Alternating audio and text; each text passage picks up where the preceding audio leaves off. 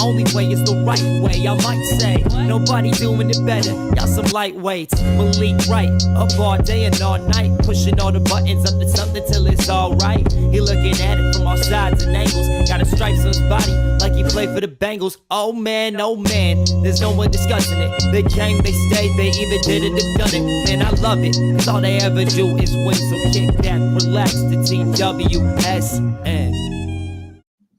Thank you guys for tuning in to another episode of the Sit Down with Malik Wright, presented by the Right Way Sports Network. I'm your host, Malik Wright. Joined by my co-host, as always, on the ones and twos, Danny Alameda. We got a lot of stuff to get into, a lot of stuff to talk about. Before we do, make sure you guys do us a favor. Give this video a like, subscribe to the YouTube channel. Turn on post notifications so you guys don't miss when we go live, when we upload content from the TWSN studios and we talk about all the happenings around the league. It was an active trade deadline.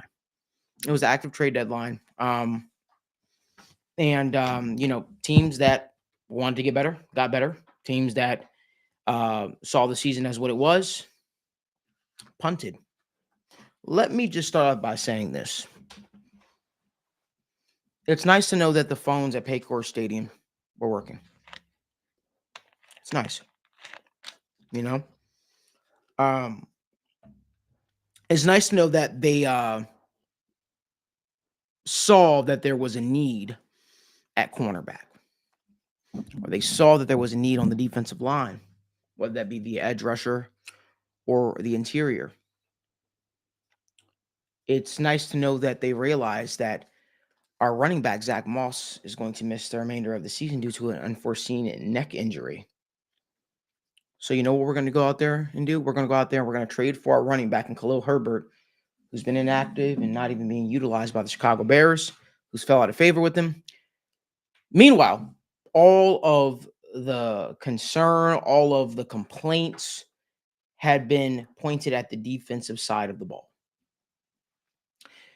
Every fan of the Cincinnati Bengals who follows this team very closely could look at it and say, hey, you know what? We struggle in the pass rush department. The only true pass rusher that we have on this team is Trey Hendrickson that people fear. You know, people who work regular 9-to-5 jobs could see that cornerback was an issue on this team.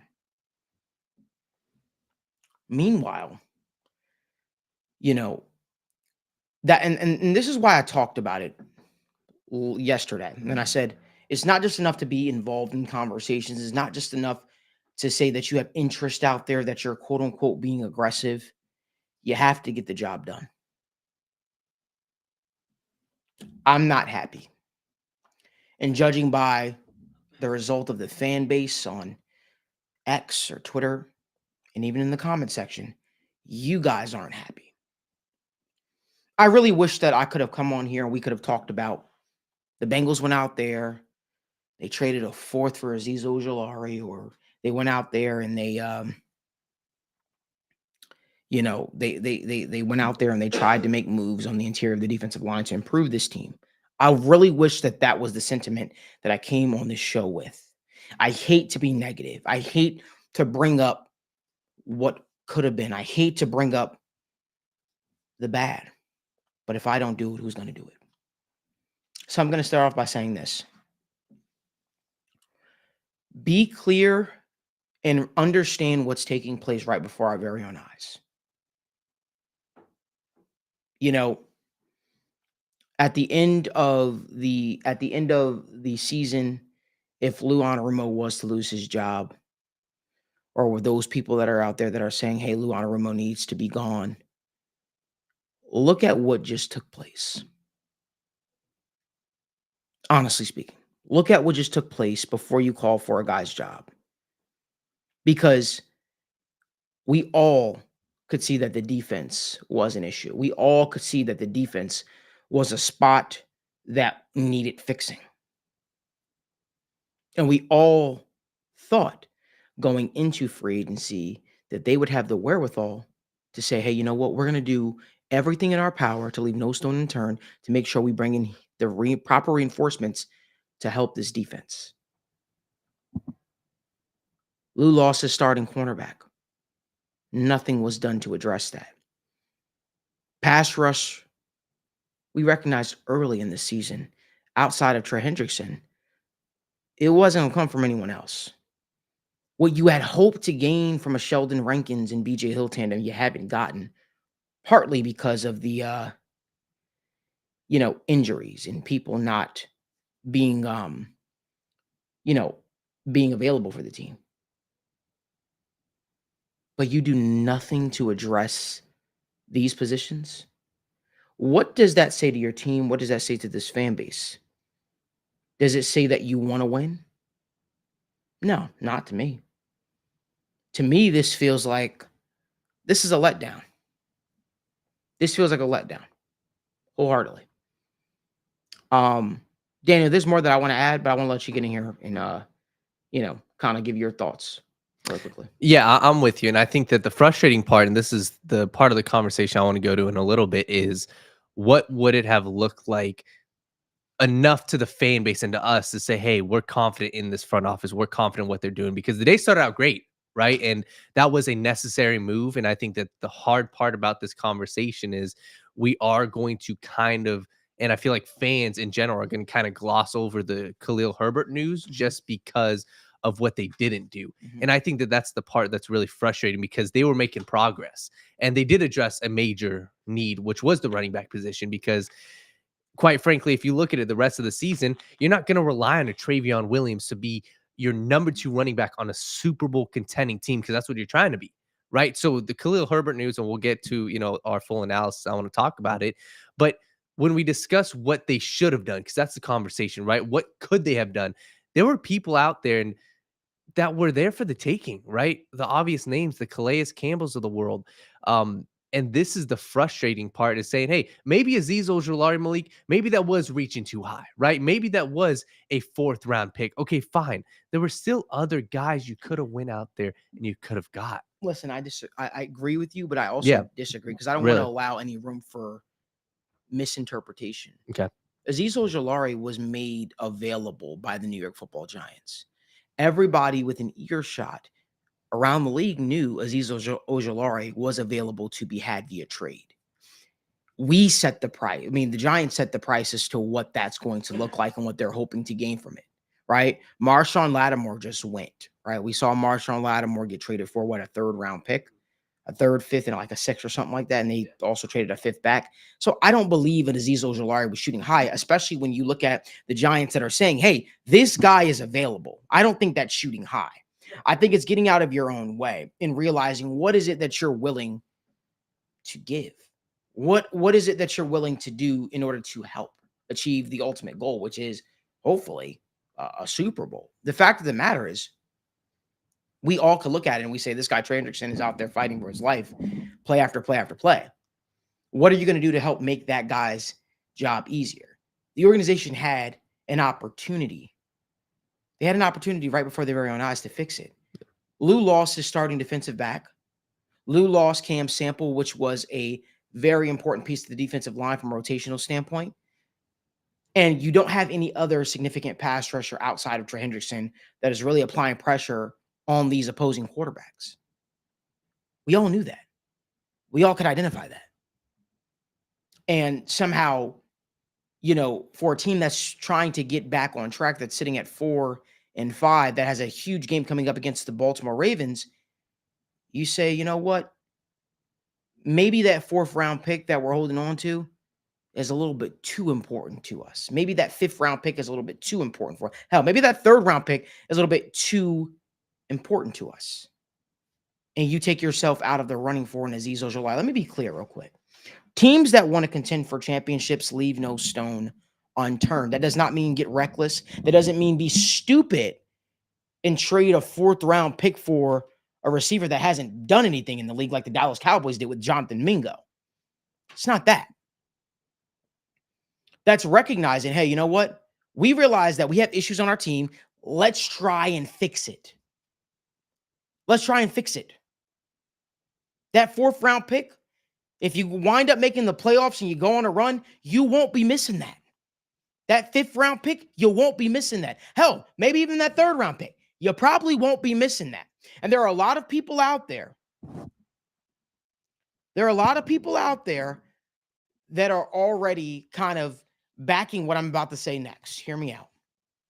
Daniel, could it just be it's already brewing in the pot right now? The scapegoating process is already brewing in the pot right now. Could it be? Hear me out. There are people out there that are saying, well, look at Lou. He's already been given a defensive-esque draft. I saw that take from some people on a tweet that I made regarding this, and I don't think people are looking at the bigger picture. You see, that's the narrative that's going to come out of this. It's, Lou was given Chris Jenkins. Lou was given McKinley Jackson a 5th-round pick. Let me be clear and say this again. The draft is for the future. Free agency and the trade deadline is for the now. As expecting a 5th-round pick or rookies to come in, regardless, and make wholesale changes to a defense when you've lost fundamental players that had so much importance on this defense, was never going to be the case. Losing DJ Reader, there was not a rookie that was going to come in and replace that guy. Losing the Jesse Bates of the world. Having issues at the cornerback position if a Dax Hill went down. That was never going to be the case.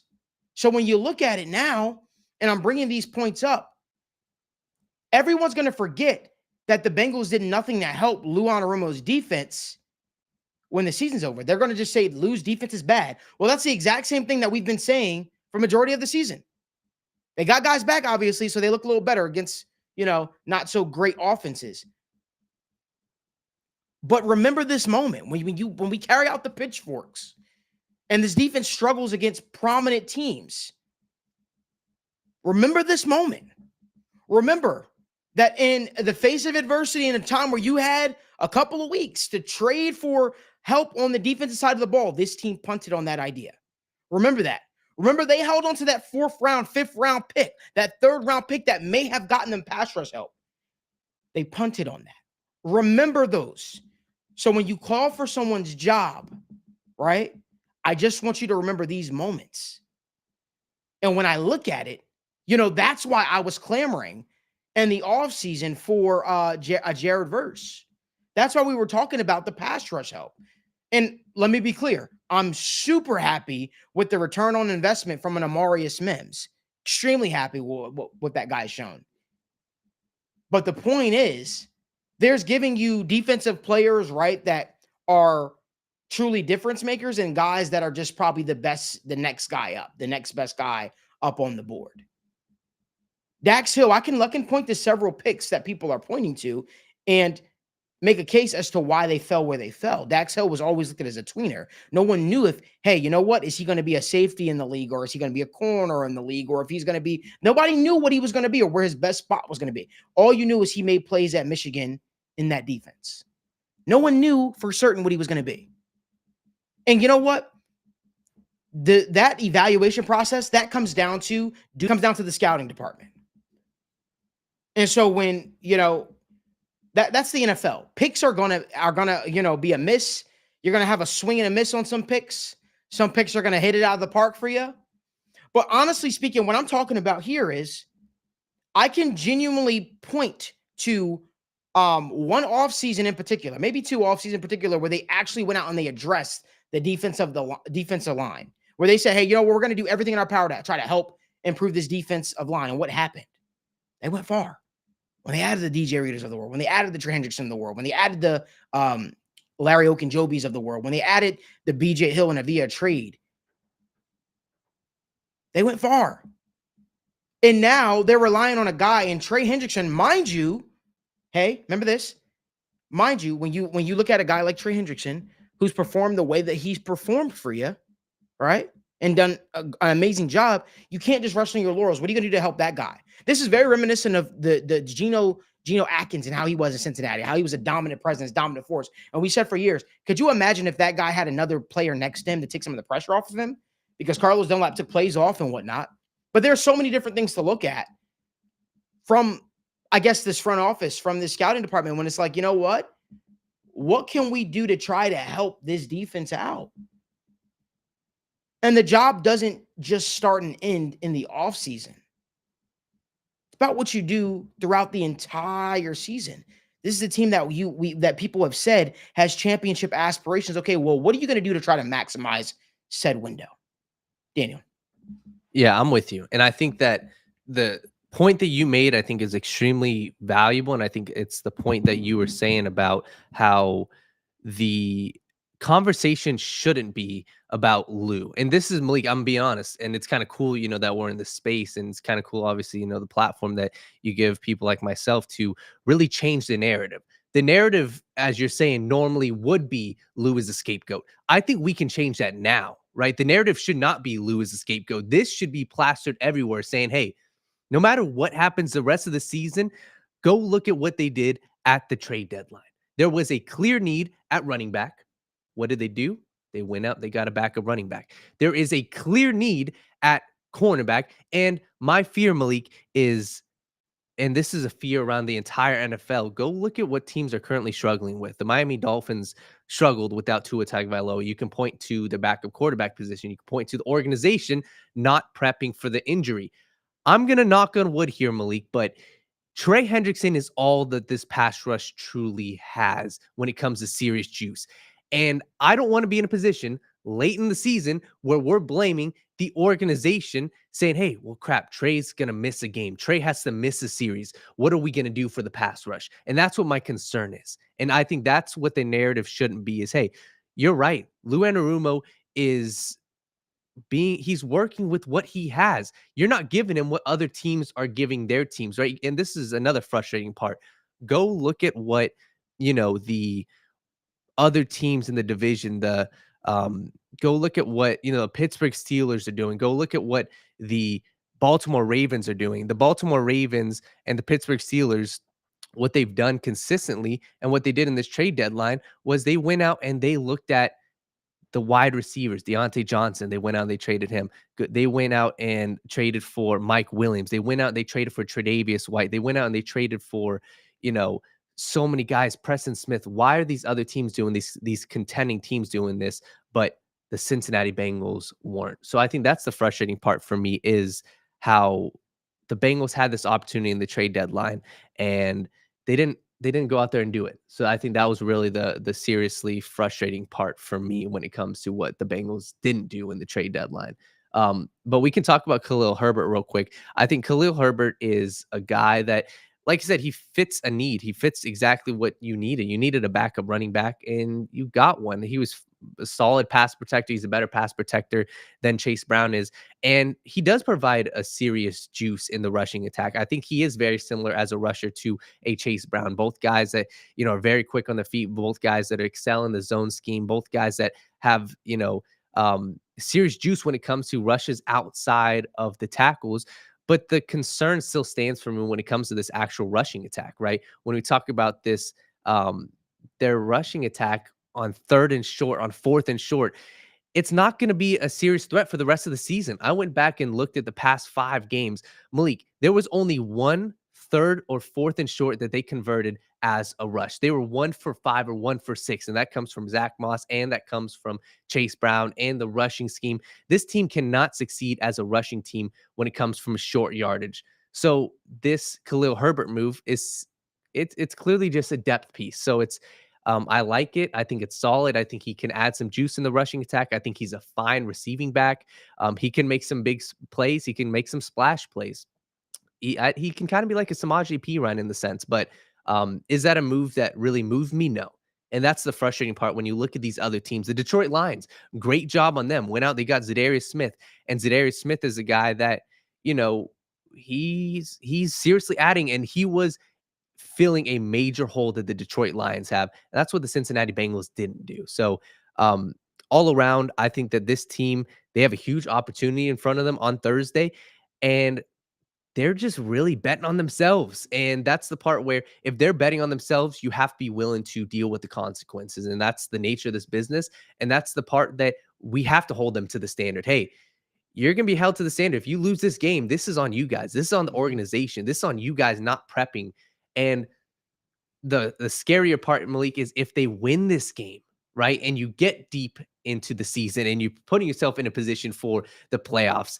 I really don't want to be in a position where we have to look at the pass rush and we have to look at the cornerbacks and say, hey, damn, I really wish we had somebody because they had the chance here and they didn't go out and do it. So Yeah, it's one of those things where again, it's you know, Bengals fans, you guys are allowed to feel your emotions. See people out there saying, "Oh, Bengals, you're overreacting," or I don't think you're overreacting. I don't think you're feeling the kind of way.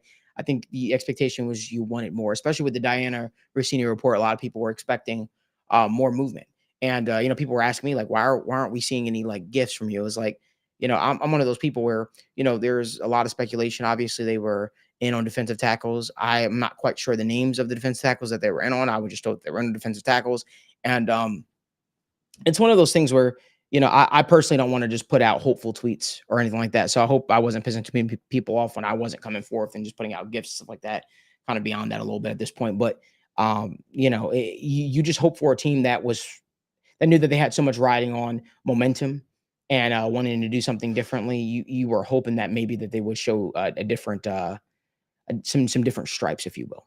But now the onus is on people like Miles Murphy to step up, Joseph Asai to step up. You have to now rely on the players that you sort of relied on coming into the season. You have to. You have no choice to. And it will be. I think Lou gets more credit now if he's able to make it work yes. with the defensive line that he has right now. Yes. But were you about to say? Yeah, Something? I think, and that's the point is like Lou Anarumo has done a fine job. Obviously, this defense has looked very bad at points, but recently they've looked good. That's the part that scares me, though, is you are going to have to rely on Joseph Asai. You're going to have to rely on Miles Murphy. And that's the part like I said, I really think that it's important that we do kind of hammer home this point. This isn't necessarily on Lou. He can do a better job, of course, but the personnel that you have, if you are a championship contending team, look at every other team. And this is where my mind personally goes, is saying, hey, these teams that are championship contending teams, they went out and they made the moves to better themselves. And Duke Tobin, they made one move, the Khalil Herbert move. But like I said, I think that the part that scares me is you're heading into a stretch of games where you have the, Baltimore Ravens, huge game. Then you got a Chargers team who's playing absurd. And you've got the bye week, but then you got a couple divisional games. It's just really, I'm just really concerned as far as how the rest of the season can unfold from a defensive standpoint. So Yeah, it'll be interesting. Obviously, got a big against the Baltimore Ravens, and we'll be talking more about that on State of the Jungle tomorrow. Um, with the crew, it's unfortunate, honestly. I think that's just the best way I can kind of put it. And I don't want to be seen as, again, a Debbie Downer at all to any way, shape, or form. But I think the expectations were just so high. I think you just really hope that maybe they would do more to try to help out this defense, especially knowing how big of a need that it was going in. I want to try to get into I want to get to some of these questions if we possibly can. yeah, of course. So we had a question first off. Somebody was asking, And let us know if the mics are getting better Yeah, now. so- Sorry about that. The technical difficulties. I see you guys are talking about it in the comment section. Just give a thumbs up if it's good. I just want to make sure it's absolutely clear for you guys. So we had a question from earlier. Somebody was asking, is there any truth to the rumors about, Xavier Howard and a couple other people trying out for the Bengals? I have not heard that. I saw that tweet out there. I have not heard that anywhere. Okay. What's your thoughts overall on the Khalil Herbert signing for the Bengals? Yeah, I think I've always been a fan of Khalil Herbert. I think him and Chase Brown are very similar backs. I think he's better back in pass protection. Yeah, I think that I've always liked Khalil Herbert. I'm interested to see why he fell out of favor in Chicago, but I do know that they used to rely on him a lot. I'm excited for what he could potentially bring, especially as a guy that's going to be spelling Chase Brown. I was worried about the durability of Chase Brown long term, especially the amount of carries that he got last game. And when you have a physical AFC North matchup coming up, when you have a physical matchup coming up against the Baltimore Ravens, you need all hands on deck. And I just wanted to make sure that they were putting a guy like Chase Brown in the best position to be successful. So, listen, the trade deadline is passed on to Baltimore. You got to look ahead and got to get ready to go. So we got a question from Akila the Great. What's the vibe in the locker room? Do you think that this trade or lack of making a trade on the defense side, do you think it rubs players the wrong way? I don't know. I think that That's a loaded question, especially because like you got a lot of young players on the defensive line that probably were hopeful that there weren't going to be any additions, because if you made any big additions to the defensive line, that means less playing time for them. That means that their playing time is going down. So undoubtedly, you probably got some players on the defensive line that are like, whew, breathing a sigh of relief. Some players that probably thought maybe they would be betrayed, even though the Bengals don't make trades. I think that we look at trade deadline drastically different from what players look at trade deadlines. I think some players breathe a sigh of relief because, especially if you're not performing the best, it allows you to be like, okay, now I could fully kind of go into my own. A guy like Miles Murphy probably is happy that there was no additions made to the defensive line, because now he has a chance to really step up. You get a guy like maybe DJ Turner. DJ Turner's probably happy that no additions were made to the cornerback room, because now he feels probably he's supplanted as the cornerback 2 there in Cincinnati. If you guys could do us favors while you're here, give this video a like and subscribe to the YouTube channel. We have over 200 people watching us live, only 36 likes. We greatly appreciate you. We don't do super chats or anything like that. We just want you guys to join in the conversation. That's all. We got a question here. It was from AKA Icy. Do you think that they should sign somebody that got waived? They should have an open roster spot. And also, my question would be, if they were to sign somebody off of the waivers, does that rectify any mistakes that they made by not trading for anybody? I mean, who's really who are you bringing in? Andrew Booth, maybe? No, probably not. I wasn't a fan of him at Clemson. Personally, I don't know if there's anybody that you're bringing in right now that's going to make a significant change. A Browns defensive lineman got waived. Quentin Jefferson, I think his name was, or something like that. Yeah. Or Jeffries, whatever his name is. I don't think that he makes any difference on this defensive line, but who knows? I definitely wonder, will they bring back a Lawrence guy now? You hope that when they waived him, maybe they saw a defensive lineman move potentially down the pipeline. But yeah, it was definitely a swing and a miss. No matter which way you look at it, there's no salvaging it. It's not in this season. You have to make good on what you have right now. Maybe you move Miles Murphy on the inside more. I have no idea, but you got to do something different. We had a question from Wes Hude. He said, Malik, how do you think that Trey feels about not getting any help? Do you think that this will affect his play at all? I don't think he thinks about it that way. I think he's going to keep playing the way that I think he's going to keep playing the way that he's going to play. He's going to control what he can control. He's worried about probably getting that next contract and being secured. Obviously, him and the Bengals had that little bit of a disagreement in the offseason, which seemed like more of just a miscommunication than anything huge. I don't think he's worried like, damn, they didn't get me any help, but certainly I don't think he would have been opposed to any help. I just think he's hoping that the players that are in the building kind of step up. And I think a big part of the Bengals defensive line has been a little bit unlucky too. It's been a lot of players not being available. People like Sheldon Rankins just have not shown up at any way. I think we're going to start to see Chris Jenkins a little bit more though in the lineup than we give credit to. He showed up in a big way last week against the Raiders. He showed up a lot in a lot of spots. For Miles Murphy, for people coming out there saying Miles Murphy's a bust, let me just say this really quickly. I want to make sure we're, we kind of hold our horses like that. I don't think Miles Murphy's been given the opportunity personally. I really don't think he's been given the ample opportunity to prove what he could be. He's getting snaps every now and again, but some defensive linemen kind of work in a rhythm. We're in a situation where we're seeing, other players play over him. They've started to spell him more and get him in the game sometimes, but even like Joseph Asai, I've seen more and more pass rushing sets than a guy like Miles Murphy. Miles Murphy is a guy that I think he just needs the opportunity and the time. It didn't help the injury, obviously, but I really, really hope that he starts to get the opportunity to prove what he is before we label him a bust. I don't want to just label him a bust title. I think the upside is there personally. We got a question from Johnny 5556. He said, "Hey Malik, just joined. I'm sure you've probably addressed this, but was it more of a Bengals issue regarding trades or teams not willing to move on their price?" We appreciate you.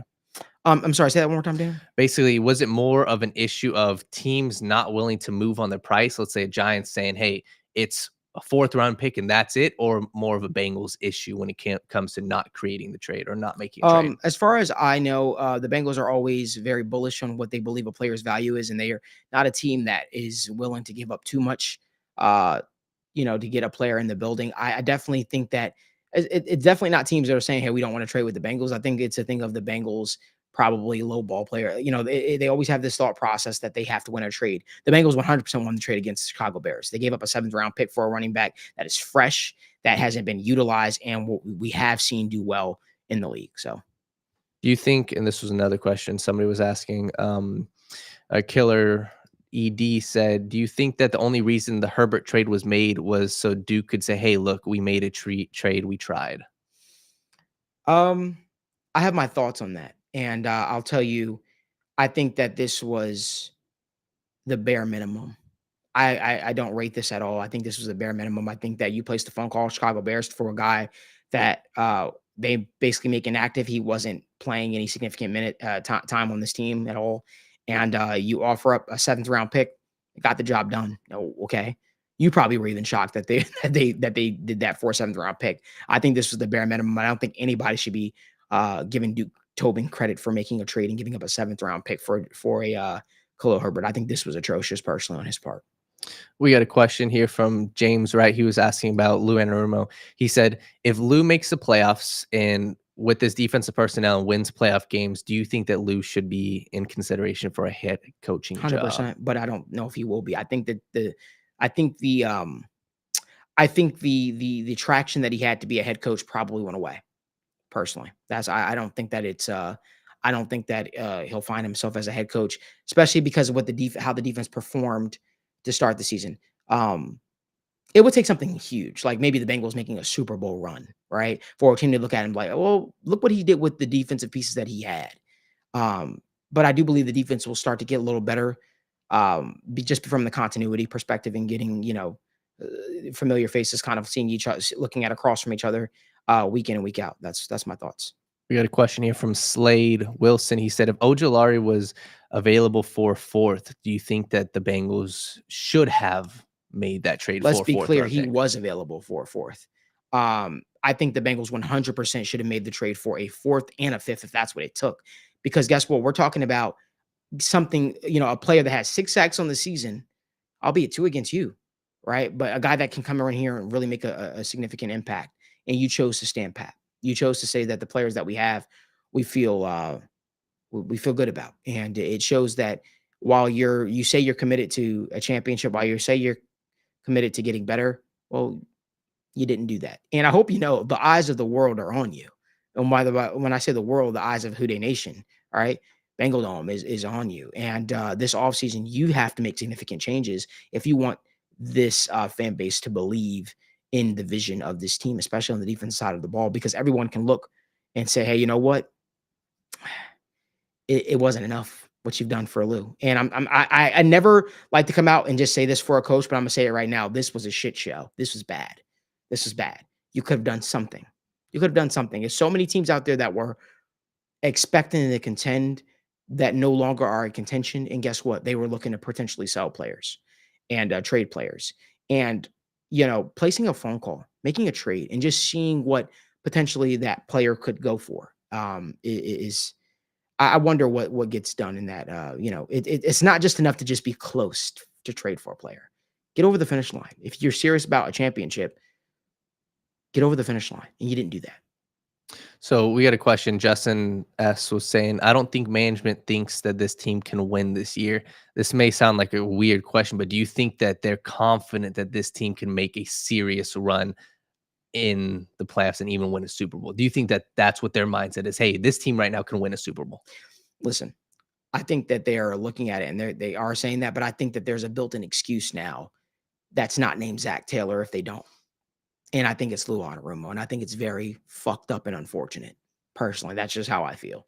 I think that will be. I don't need to wait until January. I know who the scapegoat's going to be if this ship doesn't get corrected.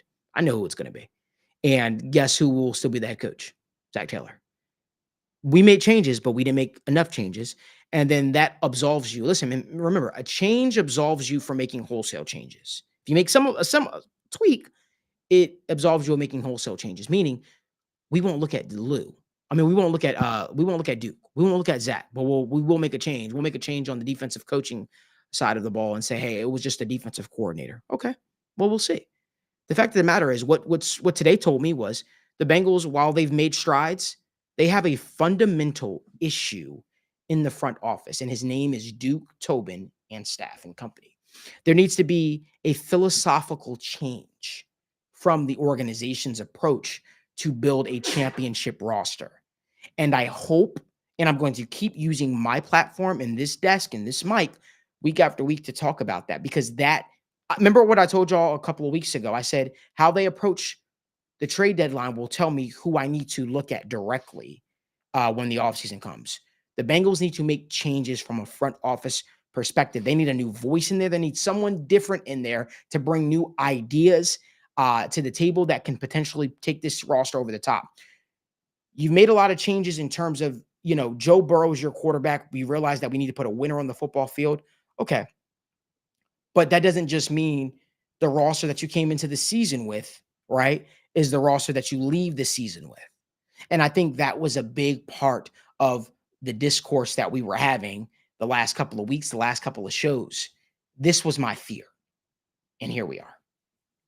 Do you think that there is a world where, and somebody, Iron Man, was saying how the entire fan base knows the issue is also the head coach, Zach Taylor. Do you think that there is a world where he could still be gone after the season if the season doesn't go the right way? I mean, potentially, but I mean, tell you right now, the issue isn't just Zach Taylor. Like today proved this to me. The issue isn't just Zach Taylor. The issue isn't Olu Anarumo. The issue is the family's approach, their mentality towards trying to leave no stone unturned for a championship. You traded for a 7th round pick for a running back that is a free agent after this season. All because, and it took Zach Moss being out with a neck injury that he's going to miss the remainder of the season for you to do that. But you did nothing to help your defensive coordinator when he lost his starting cornerback, who ran away with the cornerback position against another guy who struggles in coverage because he's a little too handsy. And what do you know? You see the same exact thing in season from a DJ Turner. I think that I feel like the game against the Raiders probably left them feeling that they could approach it a little bit differently in terms of not being as aggressive as maybe they had to be. There is an issue with this team, and it starts in the front office. It's all about the fundamental approach. Remember, Zach Taylor and them can only coach the players you give them. But the approach, the lackadaisical approach that you did for the defense side of the ball, when everybody could look at it and say Trey Hendrickson's the only viable pass rusher on this team, you keep waiting for the ghost of Joseph Asai to wake up and for Joseph Asai to be that pass rusher that you were praying for him to be. You keep putting all your onus on a guy like Myles Murphy, who I think is going to be a good pro in this league, but you got to give him the snaps, but who came into the season with an injury. You keep putting the onus on these guys, and you keep trying to sell this bullshit to this fan base. Guess what? They're picking up on what you're putting down. You're not as smart as y'all think you are about your approach to building this team. And there are a lot of truthers out there that are kind of come to the defense and say, well, this team makes calls. This team trying to get better. This is not trying to get better. This is the bare minimum. This is just scratching the surface. This is basically you need a C to pass class, and you got to see by the skin of your teeth. That's what this is. It's a shit show. We got a couple questions. One from Bullion. He said, Joe and Jamar seem frustrated even when they are winning. Do you think that this is a symptom of the organizational issues that seem to be present, or do you think it's something else? I think they want to win. I think they're winners, and they know that they can be better. That's what I think. And I think they want to leave no stone unturned. And I can't fault the guys. I want to win, right? We strive for perfection here at TWSN, right? Our website already has over 1 million views for the month. And I'm already like, hey, why aren't we doing higher? Let's go big. Let's keep going. Let's be great. So I resonate with wanting to strive for greatness personally, and they want to win. They want to win bad. And guess what? Those two are going to force the organization to change. They're going to. They'll have no choice, or you're going to find yourself in a situation in which you lose those players. We got a question from Delta Sapphire. Said, what do you think of bringing in Mike Edwards? Mike Edwards' safety was released. He said it wouldn't make much sense, but seeing his ties to the city of Cincinnati feels imminent. I'll just say, me personally, like at the safety position, I think that you have too much of a log jam to even try to bring in a safety before you even go and bring in other positions. That's what I would say. Like, you still got Jordan Battle, Von Bell, Geno Stone. I just don't know if that's the first move I would make. But Malik, what do you think about Mike Edwards after he was released? I don't. It's just too much going on at the safety position. You need to figure out the guys that you got here. I wouldn't be shocked if he went back to the Bucs personally. Yeah, I would say Bucs, even Chiefs too. Question from Alex. He said, do you think that T. Higgins' price tag goes down with how much he's been injured recently? I know we talked about this on the show 2 days ago, but what do you think about his price tag? T's going to get paid regardless.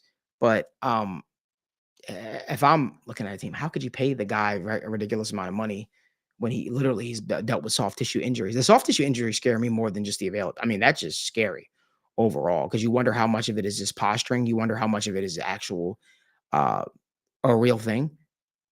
Yeah, I don't know. We'll see. But hey, he's going to get paid regardless. But just make sure you have those built-in incentives if you're a team to protect your ass. So once again, if you guys have any questions, make sure you guys drop them down below. We got a question here from Bengals fandom. This is more of a, an actual in-game thing. He said, why won't the Bengals move Trey around to the weakest offensive lineman like Chris Jones? Is he unable to? And if he is, he shouldn't be paid Chris Jones money. that's a great question. I have no idea why, but it would be nice to see him get moved around a little bit more, just to see if he can even do it, But I do believe that Trey Hendrickson is just an elite player overall. I doubt it's a thing of he can't do it. I also wonder, is it a thing of the players around him can't do it? Maybe they're more comfortable on that side. So Trey Hendrickson is just sort of regulated. I don't know. And I would also say, like, I think it would be smart at some point to move around. But if you're saying, hey, Trey's confident, we've seen him go up against the best offensive lineman, even, dominate. So maybe he's just fully confident saying, hey, I would much rather go up against the best offensive lineman on my side, on the side that I know I'm much better at. But we had a question here. Talk about the cornerback room, Malik, from Chi. Do you think that Josh Newton or DJ Ivy should get the chance to start at cornerback at some point this year? I would like to see Newton. I like what I saw. I thought that one call on Newton was a phantom call the other night. I'd like to see more from him. I know that he showed a lot of promise in training camp, and I think that he could be a good pro. I won't say he will be a good pro. I think he could be a good pro, but I think he definitely obviously needs the reps and the opportunity to prove that. We got a question from Travis Schwaller saying, do we know what teams that the Bengals tried to trade with at all? Outside of the Giants, being in on the Giants, I have no idea. I'll know more for State of the Jungle tomorrow. For sure. Question from James Wright said, do you think that we're going to go on our annual midseason run? Do you think that we're going to win on Thursday against the Ravens? This is the last question I'll answer. I feel I'm conflicted. I think that if you beat the Ravens, they will go on a run. I will feel very confident in saying that. I think if they beat the Ravens, I think this team will have a newfound energy about them. I just think you got to have all hands on deck for this game. Yeah. All right. Well, we want to thank you guys so much for joining in for an impromptu edition of the Sit Down with Malik Wright, trade deadline recap. Obviously, people aren't the happiest with things right now. People feel like the Bengals should have been more aggressive at the trade deadline, and I can definitely feel that sentiment as well. I'll just say keep your heads up. A lot of football to be played. Trade deadline is passed. Look ahead to the Baltimore Ravens. I'll be live at the end of that game, as I am after every single game for post game. And I'll be live tomorrow with the boys for State of the Jungle, as we bring you all the action, and we get you guys all set and ready for Bengals at Baltimore. It's a huge game coming up. It's a big game coming up. The Bengals need to figure out a way to get it done. They need to figure out a way to get it done, leave no stone unturned, and beat Baltimore. Leave Baltimore with a victory. It's a huge game. It's a big game. And I'm looking forward to it. Listen, appreciate y'all so much. Appreciate you guys for tuning in. And until next time, Hoo day. So kick that